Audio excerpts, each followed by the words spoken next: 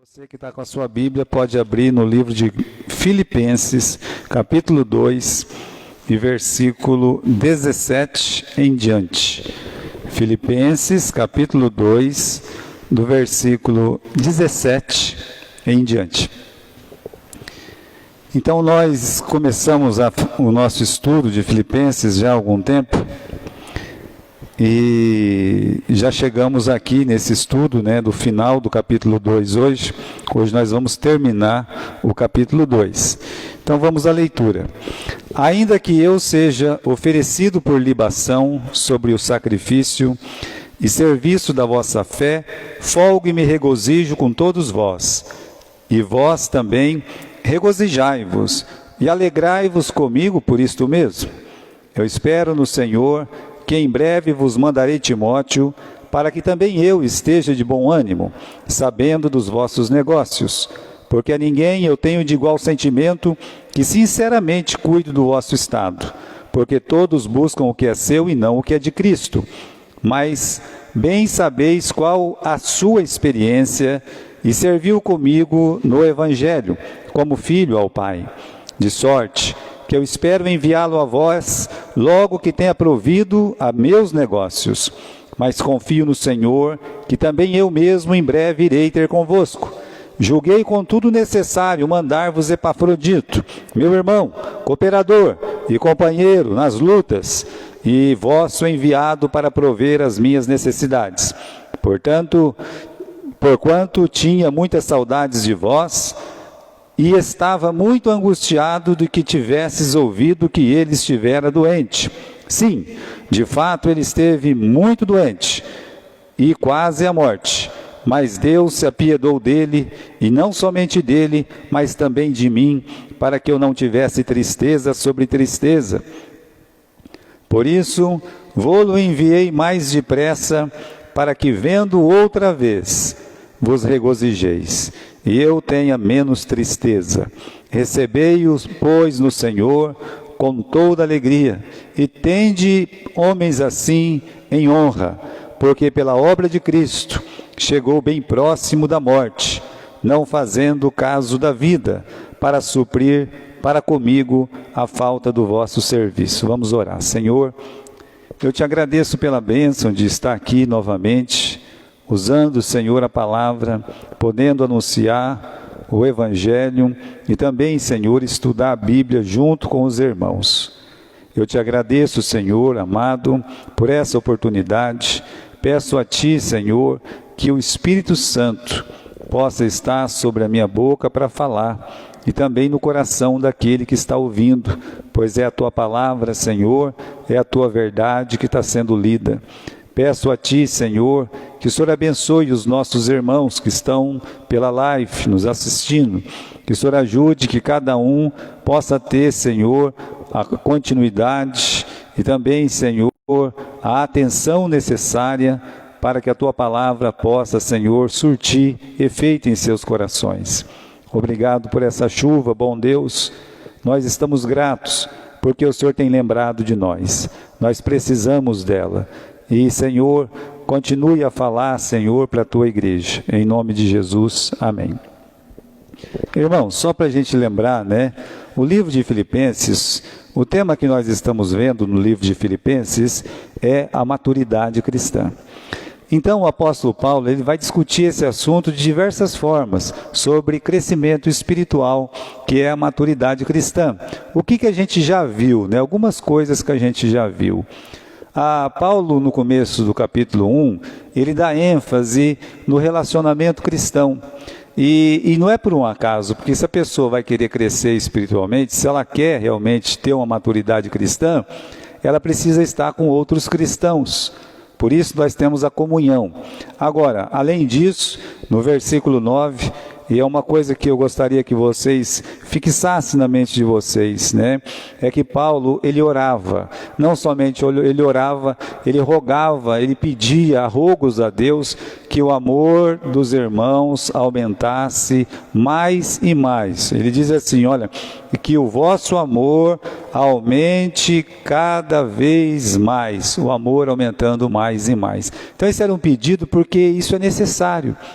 Na igreja do Senhor Jesus Cristo, há necessidade de que o amor aumente. Não a mágoa, o ódio, a ira, a inveja, sabe?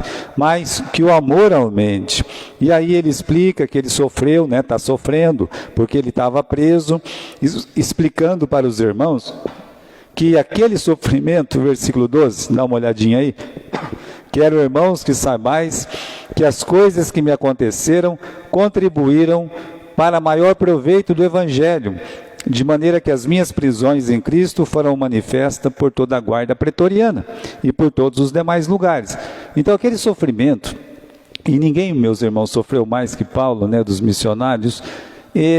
O sofrimento, ele está dizendo, a cada momento difícil, a cada barreira que Satanás levantou, essas algemas nas minhas mãos, nos meus pés, ele está dizendo aqui, isso contribui para o Evangelho. Por quê? Porque, irmãos, quer comamos, quer bebamos ou façamos qualquer coisa, tudo tem que ser feito para a glória de quem? Para a glória de Deus. A gente se esquece que tudo deve ser feito para a glória de Deus, e a gente se esquece de uma outra coisa, que Deus, ele faz sempre o que dá mais glória para ele. Então, aquela prisão de Paulo, ele ficar 4, 5 anos preso, dava mais glória para Deus. Deus usou aquela prisão para ganhar soldados para Jesus, presos para Jesus, para reis, rainhas, governadores ouvir o Evangelho de Paulo. Deus usou aquela prisão para despertar nos irmãos o desejo de pregar. Veja que coisa interessante. Eles falavam, Paulo está preso, e agora quem que vai pregar? Então eles tinham assim a responsabilidade, não, já que ele está preso, nós é que temos que ir e pregar o Evangelho. Então, irmãos, toda perseguição, toda prisão, todos os problemas que teve na vida de Paulo, contribuiu para o crescimento do Evangelho. E tem sido assim em todas as coisas, né? Aí ele fala ainda no capítulo 1, no versículo 27, da necessidade dos irmãos da igreja permanecer firmes e lutar juntos, unidos pela fé evangélica. Juntos, unidos pela fé evangélica, não degladiando-se, né? Matando uns aos outros na igreja, mas lutar firme, né? Permanecer firme e lutar unido pela fé evangélica. E aí, por fim, no capítulo 2, ele começa a falar sobre exemplos do amor, né?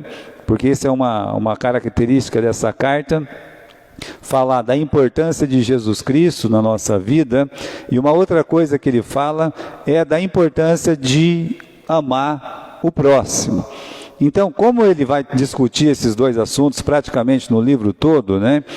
Porque isso, meus irmãos, realmente faz parte da maturidade cristã. Como assim faz parte da maturidade cristã, né? Vamos pensar assim, qual é a principal característica da maturidade cristã? Pelo menos duas. Paulo, ele relata aqui com bastante firmeza, né?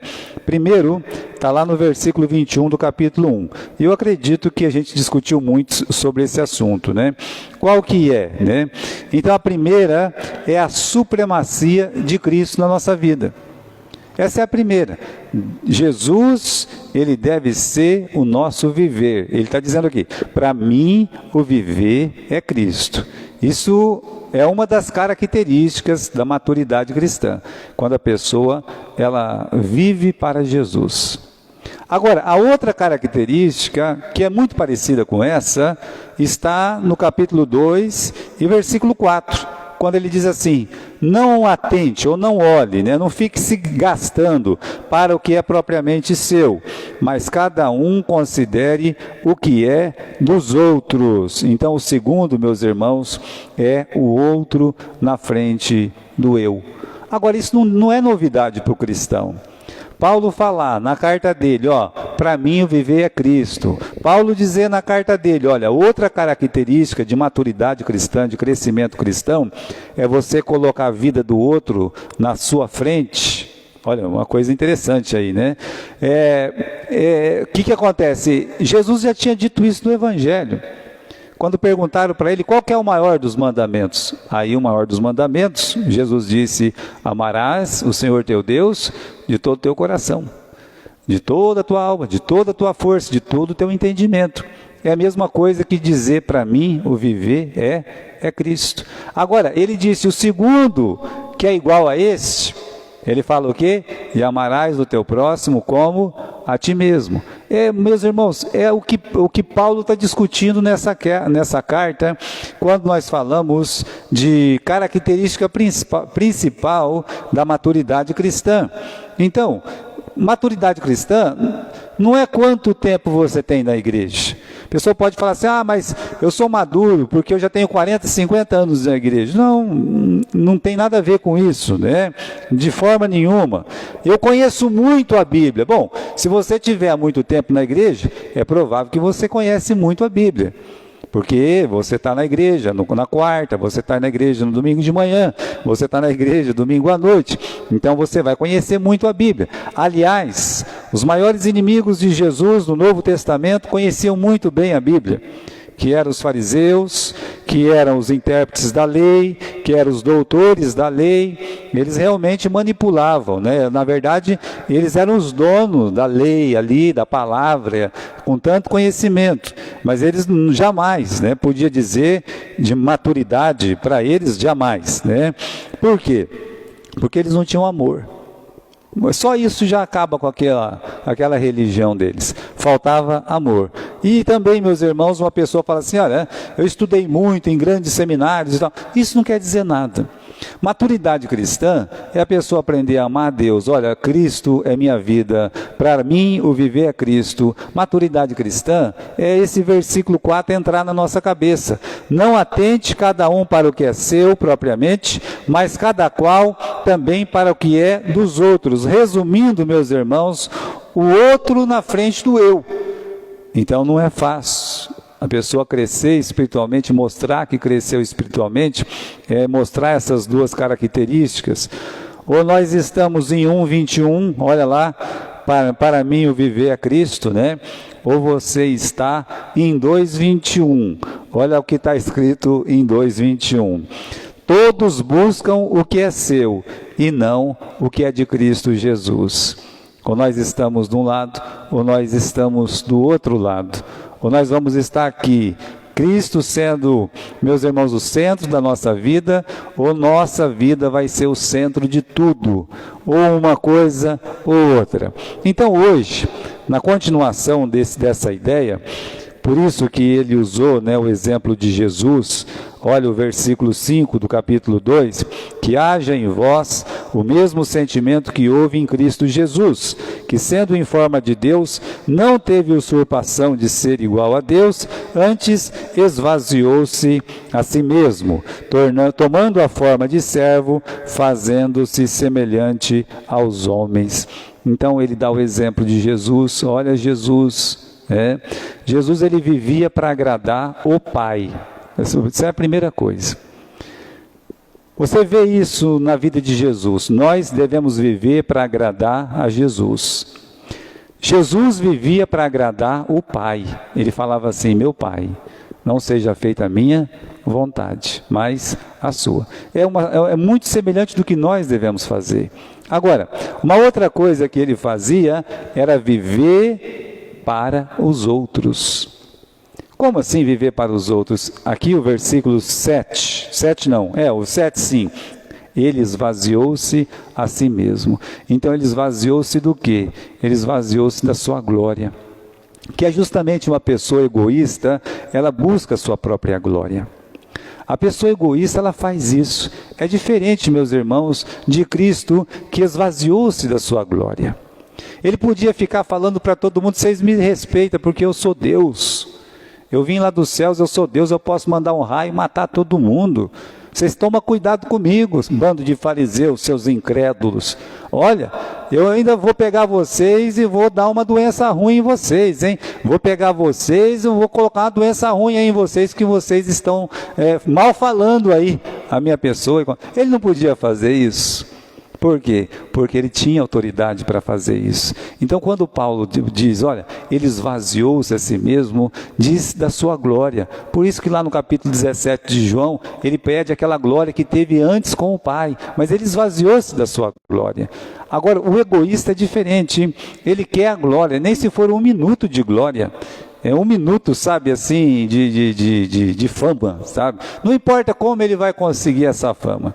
Não importa se ele vai prejudicar alguém, se ele vai, sabe, acusar alguém, se ele vai atropelar alguém. Não importa, contanto que ele tenha glória. E não é muito diferente, meus irmãos, na vida de um cristão, quando a palavra de Deus, né, diz aqui no versículo, capítulo 2, versículo 21, todos buscam o que é seu e não o de Cristo Jesus. Então, primeiro, o Paulo, ele deu o exemplo de Jesus, de amar a Deus e fazer da nossa vida viver para Cristo, né? Nosso Senhor, ele foi pego primeiro como exemplo, e também de servir os outros. Quando fala assim o outro na frente de mim, é o nosso desejo de querer que aquela pessoa seja salva, para que aquela pessoa ela esteja bem, espiritualmente bem. Então esse deveria ser, meus irmãos, os nossos 2 maiores desejos. Primeiro, eu quero agradar Jesus. Segundo, eu quero o bem daquela pessoa. As 2 coisas. Então isso deveria reger a nossa vida espiritual. E quando nós falhamos em uma dessas 2, na verdade nós estamos falhando nas 2. Quando nós falhamos, olha, eu amo a Cristo, eu vivo para Jesus, mas aí você faz o quê? Você quer que alguém seja prejudicado. Você não está cumprindo a primeira parte, né? Porque a pessoa que entende que ela ama a Deus, é impossível ela não amar o seu próximo, querer o bem do seu próximo. Por isso é uma atividade constante. É o que Paulo está dizendo aqui. Ele usa o exemplo de Jesus. Para agradar o Pai, ele teria que morrer na cruz. Para agradar o Pai, então, servindo como servo neste mundo. Só que ele fez voluntariamente e mais, ele fez com alegria. Jesus, ele tinha alegria em salvar cada um dos pecadores. Isso era uma coisa que deixava Jesus feliz. A alegria de Jesus era ver uma alma salva. Agora, irmãos, Paulo, a gente pode dizer mais o exemplo de Jesus. Jesus é Deus, né? Por isso ele conseguiu. Não, mas aí tem 3 exemplos aqui que ele vai dar hoje. É sobre esses 3 exemplos que nós vamos estudar hoje. 3 exemplos de cristãos maduros, tá? 3, tá bom? Então nós vamos ver exatamente isso hoje. Quem é o primeiro? O primeiro está no versículo 17. O primeiro exemplo de maturidade cristã é o próprio Paulo. Ele falando dele, é verdade, ele falou dele. Só que diferente. Ele vai falar de Timóteo, ele usa bastante versículos. Ele vai falar de Epafrodito, ele usa bastante versículo. Mas quando ele vai falar dele, ele só usa esse versículo aqui, tá? O versículo 17, ele fala assim: ainda que eu seja oferecido por libação sobre o sacrifício e serviço de vossa fé, folgo e me regozijo com todos vós. Na situação que ele vivia, que ele estava preso, estava sendo prejudicado, né? Ele estava sofrendo, estava com privações. Só o fato da pessoa ficar presa no mesmo lugar já é uma coisa muito dura. Ele poderia ficar com raiva das pessoas, ele podia ficar com ódio. Mas eu trabalhei tanto para Deus, eu servi tanto ao Senhor, comecei tantos trabalhos, abri tantas igrejas, e olha agora, minha vida, eu estou preso, né?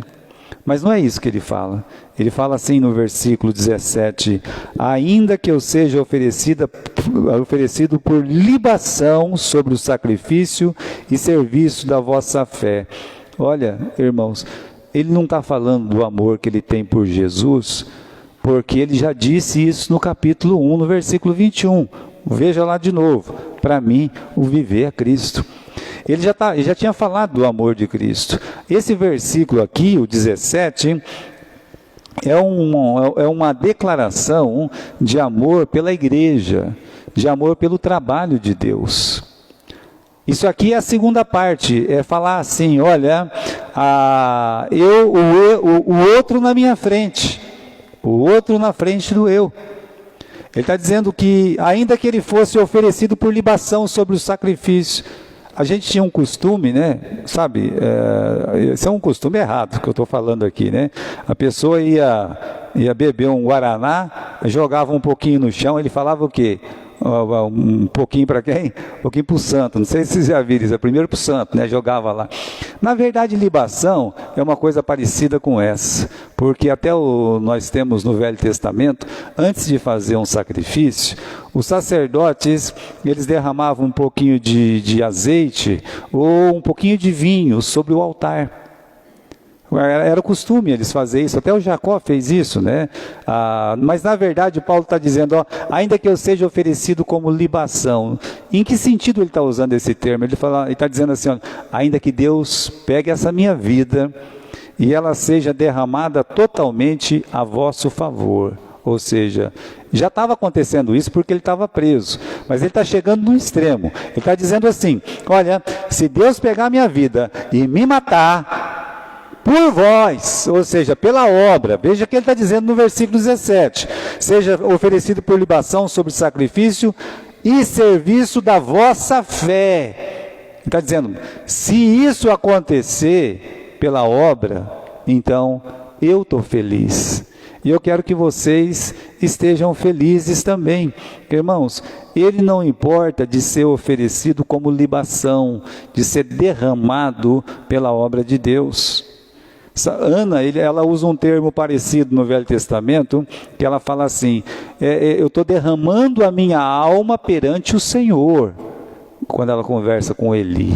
Ela derrama, ou seja, ela se entrega totalmente naquela oração, e algumas pessoas realmente em oração, elas conseguem isso, se entregar totalmente ao Senhor.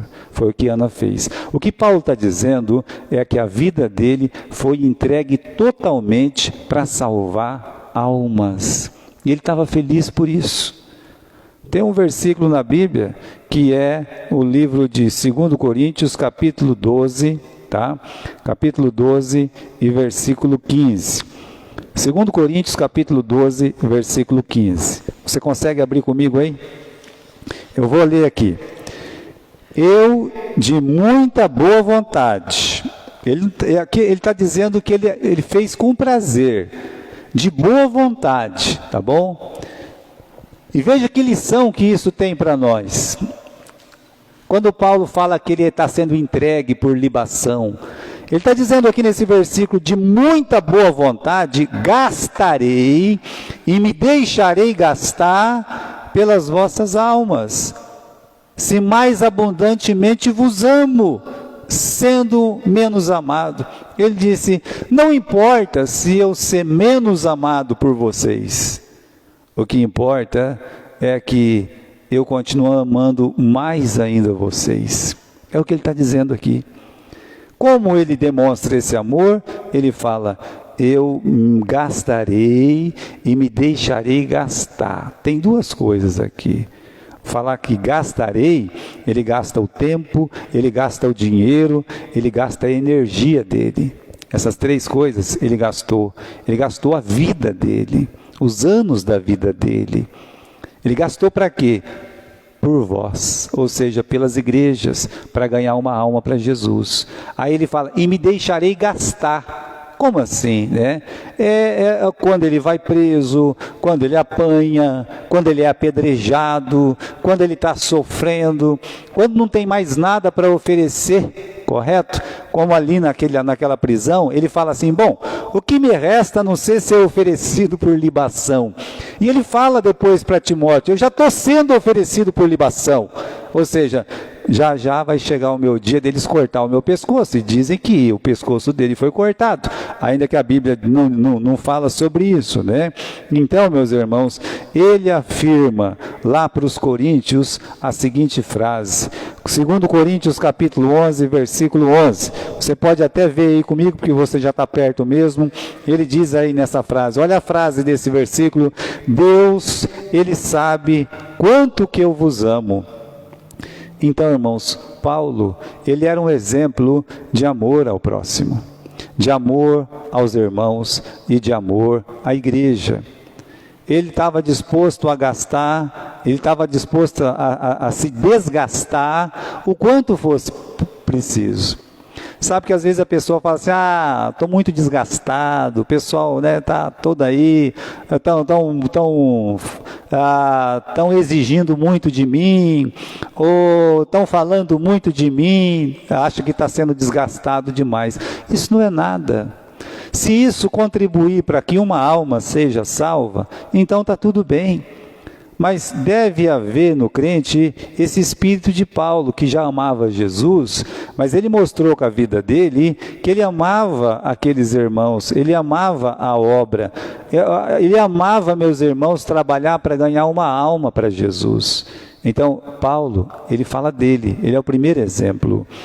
Agora, meus irmãos, no versículo 18, a vós também, alegrai-vos comigo. Ele fala, fiquem contentes se eu for oferecido por libação, ou seja, se eles me matar, fiquem felizes por isso, pela obra, tá certo?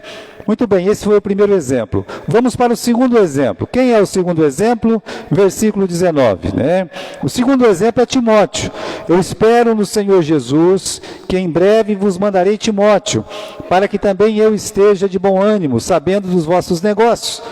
Porque a ninguém tenho de igual sentimento que sinceramente cuide do que é vosso. Porque todos buscam o que é seu e não o que é de Cristo. Mas bem sabeis qual a sua experiência e que serviu comigo no Evangelho como filho ao Pai. Então, meus irmãos, nosso segundo exemplo é Timóteo. Timóteo, conhecidíssimo de nós. O jovem que aprendeu as Escrituras com a mãe e com a avó.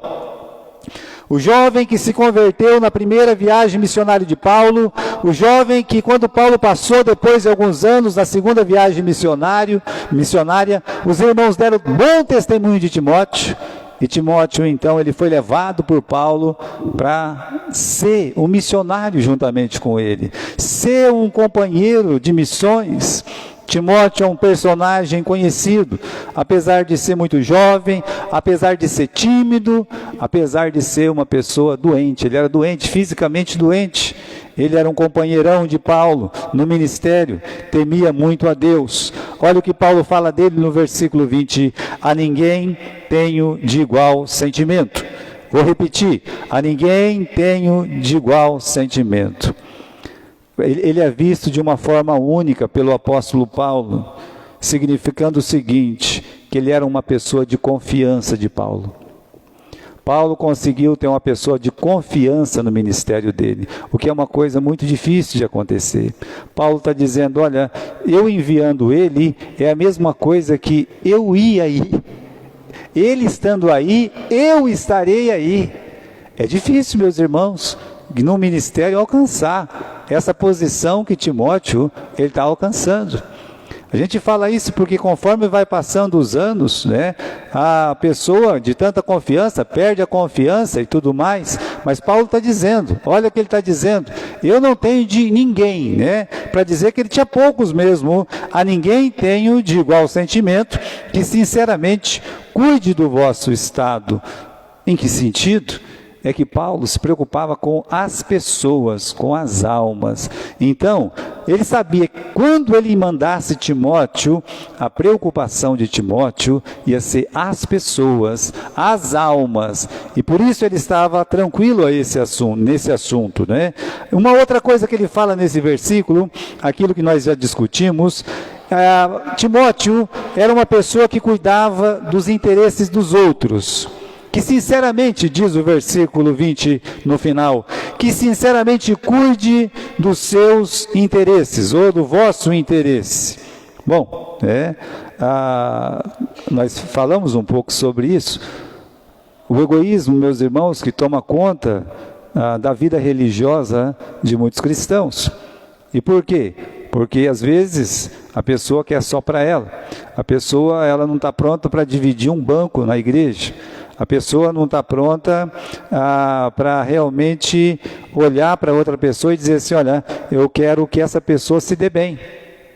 Vamos dizer, se uma pessoa aparece na nossa igreja, ele não tinha nada na vida, ele vai lá, compra uma bicicleta, toda a igreja deveria ficar feliz que ele comprou uma bicicleta. Ah, meu irmão, que bom que você comprou uma bicicleta. Mas infelizmente, irmãos, eu estou falando de bicicleta porque é uma coisa muito simples, infelizmente isso não acontece, não é verdade. Se amanhã um irmão simples e coisa e tal chegar aqui com um carro novo na frente, o que aconteceu? Será que ele roubou? Será que ele fez alguma coisa? Tal? Não. Será que alguém viu ele orando para Deus abençoar ele comprar aquilo lá? Eu estou falando de coisas materiais, mas isso é o que menos interessa. Tem que ver de coisas espirituais. Às vezes, só o fato da pessoa estar bem e estar feliz já desagrada uma outra pessoa. Só de você estar feliz, o outro lá já está triste, porque não queria que você ficasse feliz. Na verdade, o egoísmo vai além disso, vai muito além disso. Quer realmente a destruição da personalidade do outro. Quer que o outro se dê mal de qualquer jeito e pronto. Há uma alegria nas pessoas para que o outro se acabe, seja destruído. E qual é o prazer disso? Então Paulo está dizendo que Timóteo, ele diz assim, ele cuida do que é da outra pessoa. Muito bem, por que ele fazia isso? Porque ele tinha amor a Jesus. E um dos problemas, meus irmãos, que torna as pessoas tão egoístas, nós falamos domingo passado, na mensagem aqui. Eu não sei se você estava aqui no domingo, ou talvez você estava acompanhando pela live, mas nós falamos uma coisa muito importante da igreja de Jesus, naquela ocasião em que Jesus tinha ressuscitado, e os apóstolos estavam todos confinados com medo, suspeitos e decepcionados. Jesus, ele chegou com a sua real presença, ele deu a paz, que ele é a própria paz, mas ele fez uma terceira coisa. O que ele fez? Ele mostrou as suas mãos e o seu lado. Enquanto Tomé estava tão preocupado em espremer essa ferida, os outros ficaram felizes só de olhar. Por quê? Porque é o seguinte, irmãos, a pessoa, ela pode ficar olhando para a sua própria ferida. É por isso que ele mostra a mão e o lado. Então, as pessoas, elas podem ficar nesse coitadismo, Olha como eu sofro, olha como eu sou triste, olha o que me aconteceu, olha isso, olha aquilo. Ela pode ficar assim a vida inteira. E parece que essa é a norma do cristianismo hoje. O cristianismo hoje, a vida dele é que importa, a dor dele é que importa, o sofrimento dele é que importa. É por isso que essas igrejas da prosperidade crescem tanto. Porque promete que não vai ter dor, não vai ter sofrimento, você vai ficar rico e etc. Então é tudo que essas pessoas querem ouvir. Ah, como eu sofro. Ah, como a minha vida é dura. Ah, como o fulano foi cruel comigo. Ah, como isso e aquilo. Tá? Então ela fica olhando para a ferida dela, para o machucado dela. Todo mundo tem que olhar para o machucado dela, porque o machucado dela é maior que o dos outros. Isso é egoísmo. Agora, Jesus, ele mostra a mão, ele mostra o lado, é como se ele dissesse assim, para de olhar para vocês e olha para mim, olha para as minhas marcas. O que significava aquelas marcas nas mãos e aquela marca no lado? O que significava aquilo lá? Alguém pode me dizer? Bom, eu não quero que ninguém diga mesmo, mas eu vou dizer para vocês, aquilo significava que Jesus morreu, que ele sofreu. Então, antes de pensar no nosso sofrimento, é como se ele dissesse, pensa no meu sofrimento. Tá bom, coitado de Jesus, pobre Jesus, tão sofredor, o servo desprezado, pregado na cruz, coroa de espinhos, chicotes, sangue a descer. Coitado de Jesus. Irmãos, não é essa a ideia que ele está querendo. Não é essa. Nem no livro de Isaías a ideia é essa. Tem que entender qual que é a ideia do Espírito Santo. Tem que perguntar assim, por que ele sofreu tudo isso? Aí sim você vai ter a resposta. Quando ele mostra a mão e o lado. Por que ele foi perfurado? Por que tacaram a coroa de espinhos? Por que ele foi para a cruz? Por que ele morreu? O próprio livro de Isaías responde para nós: ele foi moído por causa das nossas iniquidades. É como se ele dissesse: olha para mim, sabe por que eu morri? Sabe por que eu sofri? Por vocês. Para vocês não ter que passar por isso. Para vocês não ter que ir para o inferno. Então olha para mim, para vocês ser igual. Então nós devemos olhar para Jesus e fazer como Paulo, e fazer como Timóteo. Tanto Paulo quanto Timóteo agora são exemplos do quê? De pessoas que colocam o outro na frente do eu. Ou seja, eu quero o bem daquela pessoa. Eu quero que aquela pessoa, ela seja abençoada. Se é uma pessoa que não tem Cristo, eu quero que ela tenha Jesus Cristo, que ela conheça o nome de Jesus Cristo. Mas enquanto isso, meus irmãos, as igrejas estão preocupadas, os irmãos da igreja, em ficar rico, em não ficar doente, em ser mais justo que o outro irmão, em que foi prejudicado ou não foi prejudicado. Esquece que a nossa preocupação deve ser as almas que estão perdidas, ou o bem-estar do nosso outro irmão. Bom, continuando aqui, né, ele não somente cuidava do interesse dos outros, mas no versículo 22 diz: bem sabeis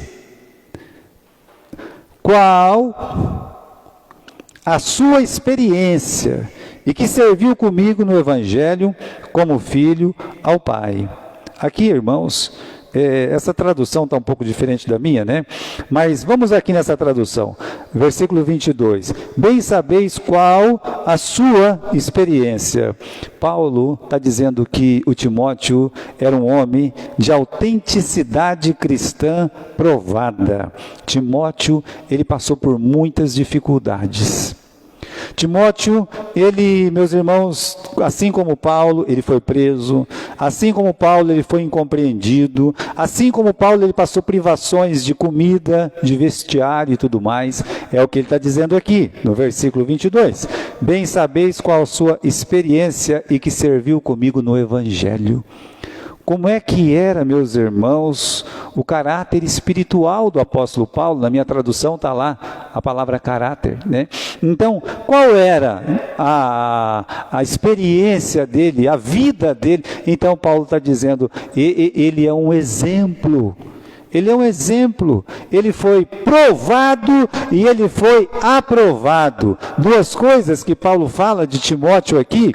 Então ele era um homem de autenticidade cristã provada. E por fim, meus irmãos, aqui no versículo 23, de sorte que eu espero enviá-los a vós, logo que tenha provido a meus negócios, mas confio no Senhor também eu mesmo, que em breve irei convosco.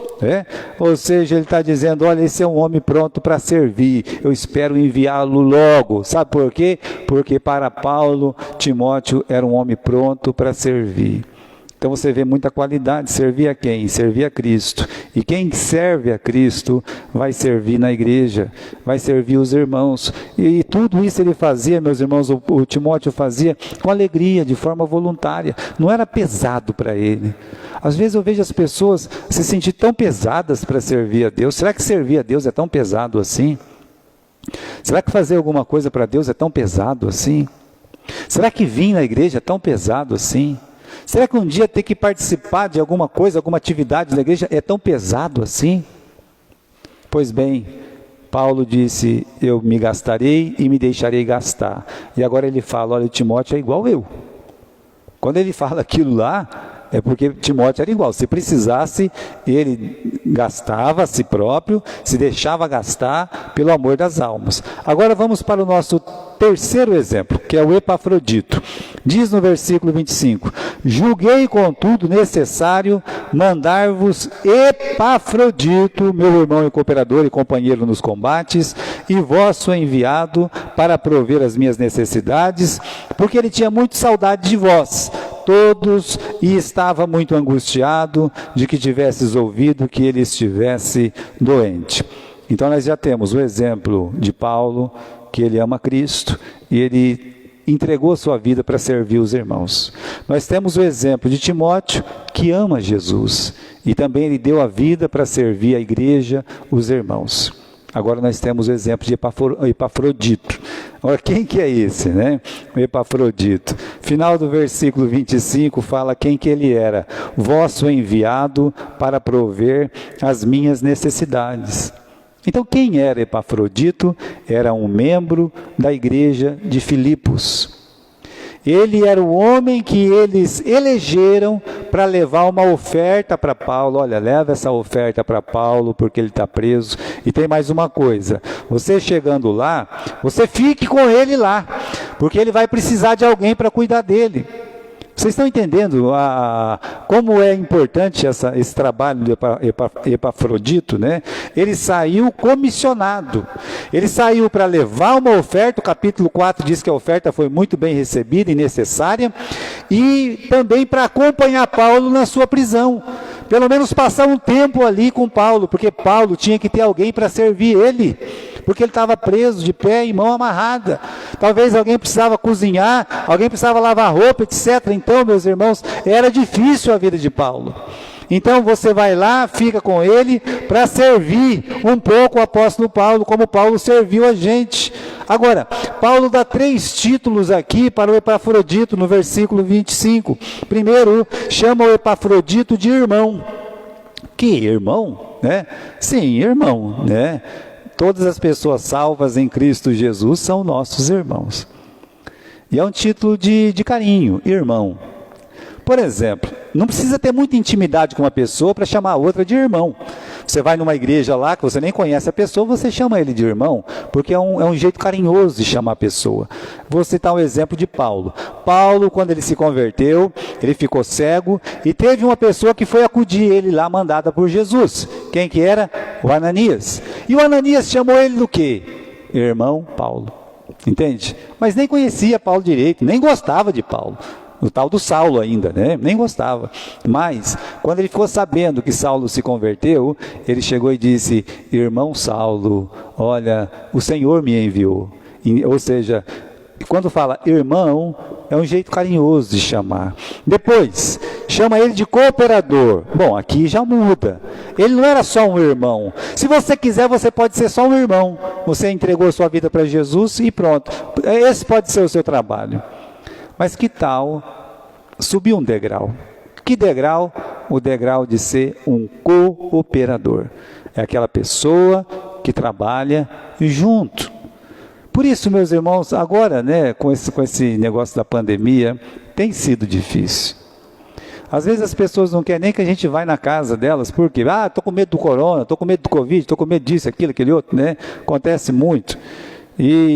Mas quando você, por exemplo, que trabalhava na escola dominical, quando você trazia uma criança, buscava uma criança, dava aula para uma criança, você está cooperando, você é um cooperador. Então o cooperador, ele está pronto para ajudar no trabalho, ele prega, ele visita, está no culto, como Paulo diz em outro lugar, o cooperador, ele está a favor da verdade, ele está trabalhando para que pessoas sejam salvas, está trabalhando na edificação da igreja, ele está trabalhando para a igreja crescer. Esse é um cooperador. Então, nós podemos ser simplesmente irmãos ou podemos cooperar. Agora eu digo, irmãos, nem todos são cooperadores. Nós temos irmãos, mas nem todos são cooperadores a favor da verdade. Isso é um propósito que cada um tem que fazer. Cada irmão tem que fazer, Senhor, eu não quero só ser irmão na igreja, eu quero ser um cooperador na igreja. E Paulo tinha muitos cooperadores. Agora tem um terceiro título. O terceiro título, ainda no versículo 25, ele chamou o Timóteo de companheiro nos combates, ou companheiro de lutas.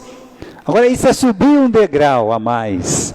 Aqui, irmãos, ele é um irmão cooperador, quer dizer, um irmão que ajudava muito na obra, só que chega uma hora que, como Paulo disse, todos da Ásia me abandonaram, só Lucas está comigo. O que ele quer dizer com isso? Que só Lucas era o quê? Um companheiro nos combates. Então, alguns irmãos, eles realmente se destacam nas horas difíceis da igreja, nas horas de maiores combates. quando Satanás mais tenta destruir a igreja, aí é que vem aqueles que são o quê? São companheiros nos combates. Ele vai resistir, ele vai lutar pela igreja. Ele vai lutar para a igreja permanecer aberta. Ele vai lutar para a igreja continuar pregando a verdade. Ele vai lutar para que Satanás seja derrotado. Então, Paulo, meus irmãos, companheiros de lutas, aí ele já não tinha muitos. Por quê? Porque na hora da aflição, na hora dos problemas, da dificuldade, muitas pessoas, elas ficam de lado ou se afastam de vez. Uma coisa ou outra vai acontecer, ou vão ficar de lado, né? Ou, eu não quero essa luta, eu não quero essa batalha, mas é a luta, é a batalha da sua igreja. É a hora que a sua igreja mais está precisando de você. Aí, nesse ponto é que Paulo encontrou companheiro de luta, ou alguns companheiros. Em Romanos capítulo 16, ele tem um monte desses companheiros. Ele chega a ponto de dizer, eles ofereceram a própria cabeça pela minha vida. Então, irmãos, veja só, aqui, esses 3 títulos, irmão, cooperador e companheiro de luta. Esses últimos só vamos conhecer nas horas de grandes batalhas. O Davi, irmãos, ele matou um gigante. Quando ele era novo, ele matava gigante, né? Ia lá, batia, né? Mas depois que ele ficou velho, ele não aguentava mais matar o gigante. Mas não é que o irmão do Golias queria matar ele lá, e era gigante também. Estava lá, né? E ele vai daqui, vai dali, lutou bravamente com ele, já estava velho, né? E lutou com aquele gigante, ele não conseguiu vencer o gigante. Não deu certo para ele, né? Então o gigante podia ter matado ele. Sabe o que aconteceu? O Abisai, meio louco da cabeça, coitado, ele é meio pinel, mas ele era um companheiro de luta. Aí quando ele viu que Davi estava lá, quase morre, não morre, né? Porque o gigante ia querendo pegar ele pela goela, ele foi lá e ele matou o gigante, defendeu o Davi, e o Davi ficou vivo, e o nome do Abisai ficou escrito para a posteridade. Por quê? Porque era um companheiro de luta, ou seja, um companheiro de armas. Maravilhosa essa história. Agora, algo deu errado, meus irmãos, no plano do Epafrodito, né, e da igreja de Filipos. Ele foi para ajudar o Paulo, ele foi para ficar com o Paulo, ficou doente. Olha o versículo 26. Ele tinha muitas saudades de vós todos, estava muito angustiado que tivesse ouvido que ele ficou doente. E de fato ficou doente e quase à morte. Veja só. Vamos trazer o que está acontecendo aqui. Ele foi para ajudar Paulo, e o Paulo, meus irmãos, recebeu ele. Só que ou ele já chegou doente, ou ele ficou doente lá. E a palavra de Deus diz, ele ficou mortalmente doente. Ele estava para morrer. E aí, meus irmãos, olha, notícia ruim chega rápido. Não é todo mundo que é que nem o Ai Mais, não, tá?